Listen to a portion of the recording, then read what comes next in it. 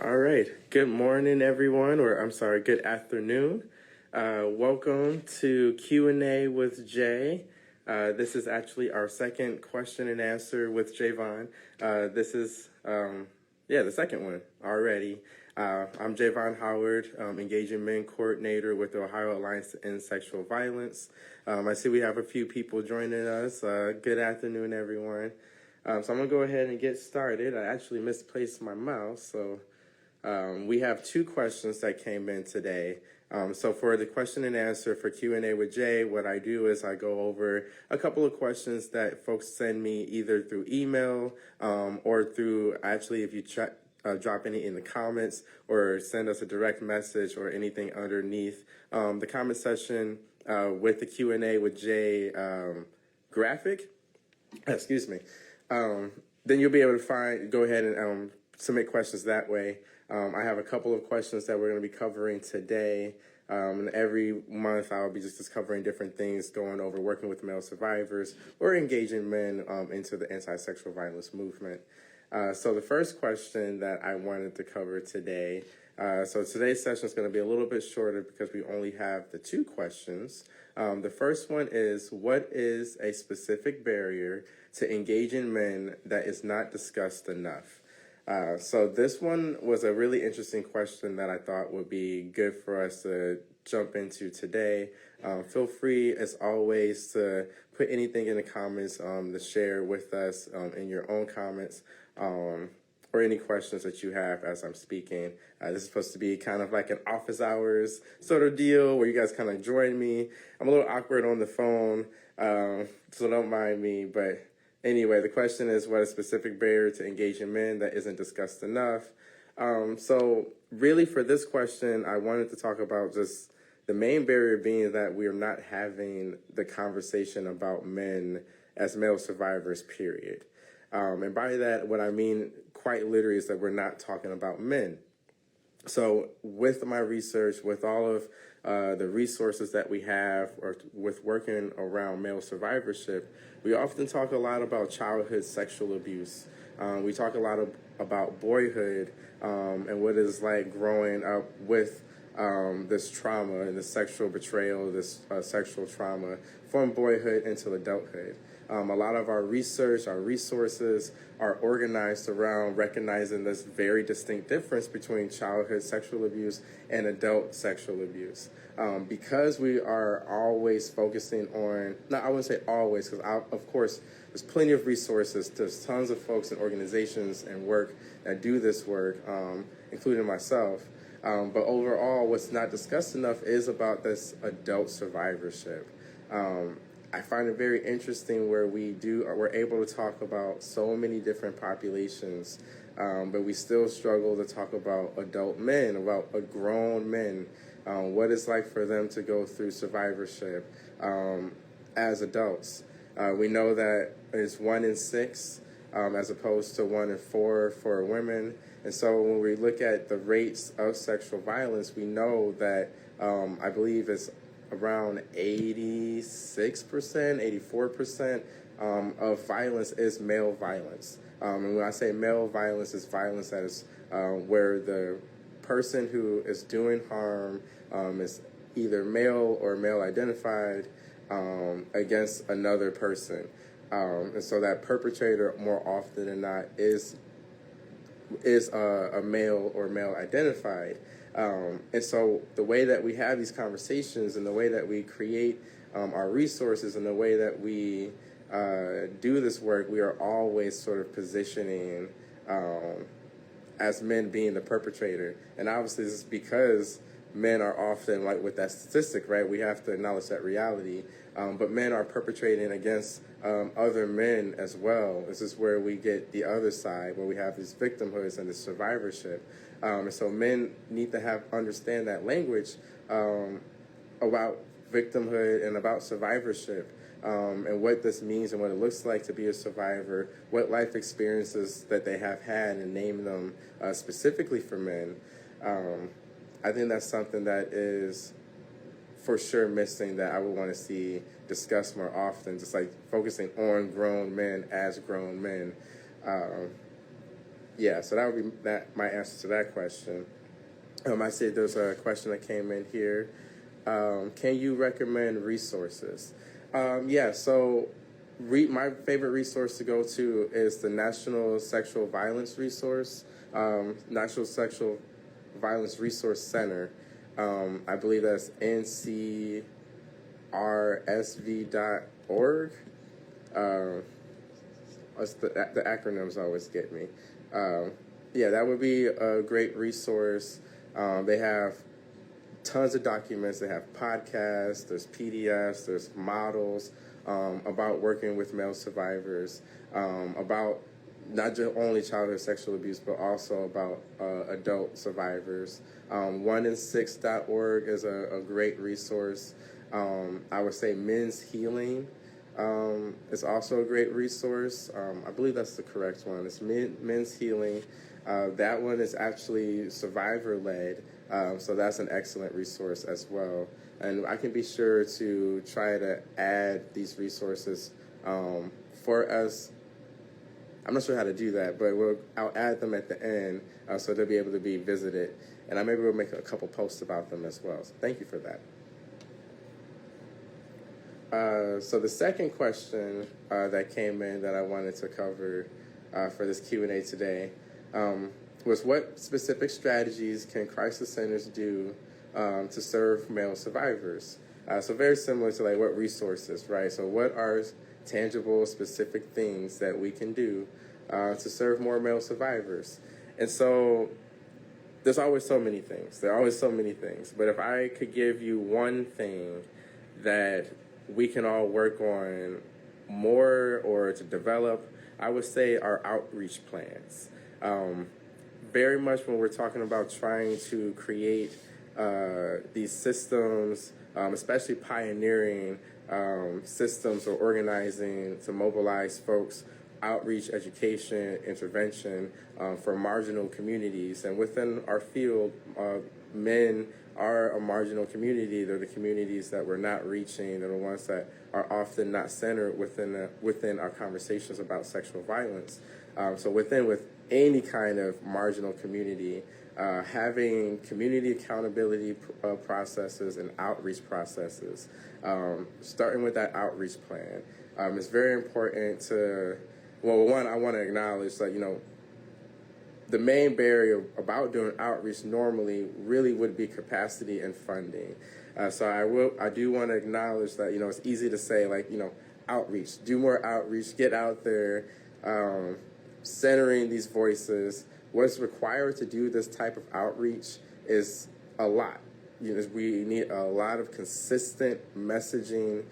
We can't just have 1 month here where we celebrate or we talk about male survivorship. We can't just have 1 week where we talk about male survivorship. It has to be this very consistent outreach.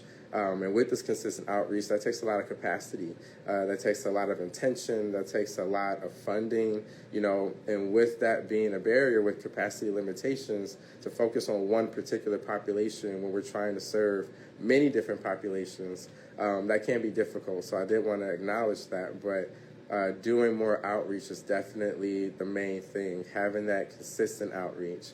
The way that I would suggest really about doing is doing creating pipelines and networking with external partners. We're talking about survivorship. We're talking about male survivors. So survivors who are not coming to our services. As men, male survivors, one thing that a lot of survivors exhibit is avoidance. They isolate, they withdraw, they stay to themselves. This is especially true for men who have never had this language or have known about survivorship or even thought of themselves have had this type of life experience because of the way they posture themselves around their identity about being men, about being strong, about being the provider and the caretaker. So they're not going to these services. So creating outreach plans and systems where you're going to other services that you don't typically partner with. So it's really about getting into our neighborhoods and really getting into our communities because men aren't going. To be perfectly honest, men aren't utilizing many services that we often partner with. We partner with family services, job services. We partner, we try to partner as much as possible with healthcare providers. We partner with schools, with campuses.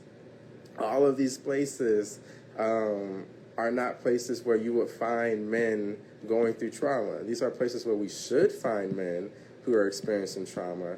But often these services are created that are geared towards providing services for women and girls. Again, I always talk about patriarchy.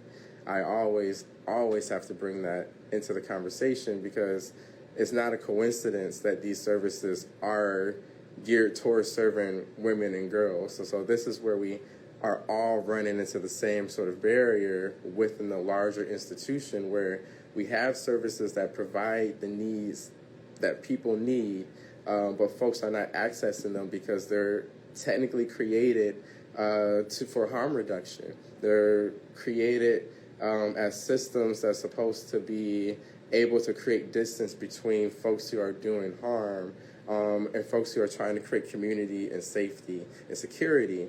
And because we have overall gendered those systems for women and girls, again, there's very specific histories for why that is. Men have been left out of it. And so if we want to do outreach, reinvent outreach, we want to think about community accountability. We want to create communities and connections between each other, essentially where we all are more educated and aware of what the services are and understanding more about sexual violence. So I would say getting resources to postal workers. If you're at home all the time and you're isolated, who are you actually having access to? Maybe your postal workers delivering your mail. If we have partnerships with the post office where a postal worker understood expressions of trauma, they understood signs of isolation, and if they understood sexual violence, say someone disclosed to them because hey, I see you every day, I chat with you every day, you're the person that I'm talking to, perhaps you're the person that I trust to disclose this to. Just thinking about outside the box a little bit about how we create those connections. So, doctors, teachers, nurses, neighbors, we want to create a support network. And a lot of this is cultural work, right? It's cultural shifting. But it's about creating this support network that puts everyone in a position where we have this community accountability. There is a responsibility in that. And often when we have this conversation about community accountability, when I bring that up, there is sometimes a visual response of oh, well, that's a lot of responsibility to give to a postal worker. Well, if it is not so much about giving, one, it is a lot of responsibility, but we all do have responsibilities to each other, to the people who trust us. So it's not necessarily about postal workers or all librarians and all education teachers need to know this, and you have to have this pipeline. It's about trying to create opportunities where people understand what's going on, so then they're able to connect to the people who trust them. It's about us all having this skill and this understanding. So outreach 100%. So I wanted to make sure that I got into that a little bit. And then we have another question coming in. Ooh, I love the questions.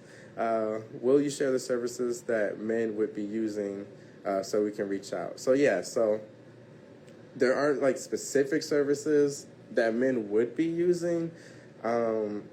I would say just thinking about again, survivorship and expressions of trauma, thinking about where people go, excuse me, I had my lunch. So where people go and what they do when they're trying to cope with, stress. So some of the usual places, doing outreach, maybe at bars, at alcohol anonymous groups, doing outreach with healthcare providers.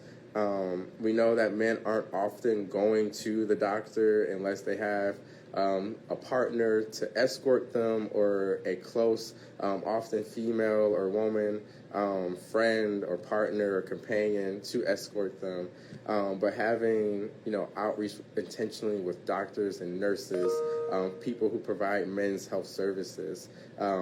YMCA fitness club. So places where men would be to get out that trauma. You'll go into places where working out, what I'm trying to think, like recreational centers, perfect for the YMCA.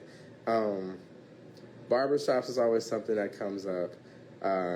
Personally, I hesitate around doing outreach around barbershops just because for myself, that's the one place I don't want to be bothered about these type of things. But having resources available there would be helpful. It's always about knowing your community, knowing where you live, connecting to the people around you, your neighbors, your community, to know where those places would be. It just varies. If we're talking about maybe a smaller community, like a rural community, right, where there's not a lot of spaces for people to go because it's a smaller community. Everyone may know each other. There might be spaces where the person who has done you harm is also in the same space as you, looking for services for help. And so it's really about knowing what your community needs, what kind of events, spaces, what kind of programming exists around you that you can partner with, where people would go. Survivors are people. We're all people. We all show up to all those sorts of places. So it's about just going where people are. Wherever people are, you'll find people who could use our resources. Signage in men's restroom and bars be a good idea. I think that's an amazing idea. I know that there's already lots of programs and campaigns that do similar things for survivorship for women in bars. We have signs up for people to alert, like, okay, you see these certain signals, go talk to a bartender. We have a few programs I know throughout Ohio that do that. Those type of trainings. I think that would be a great idea, actually.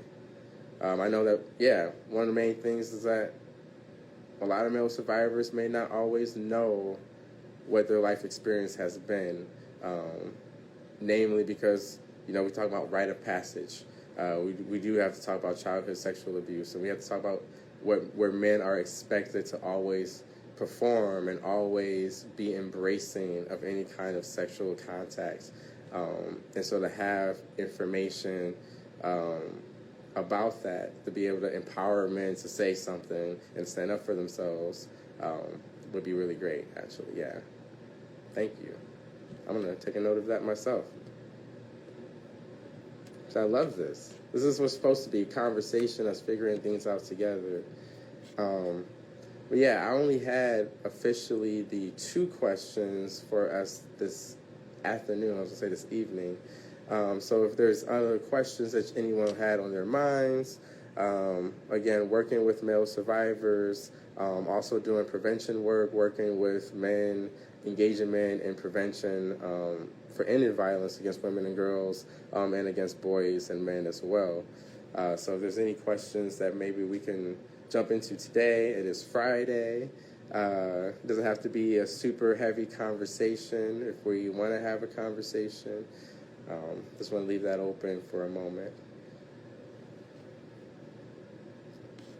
I see we have Notorious Bree joined us. Hello, hello.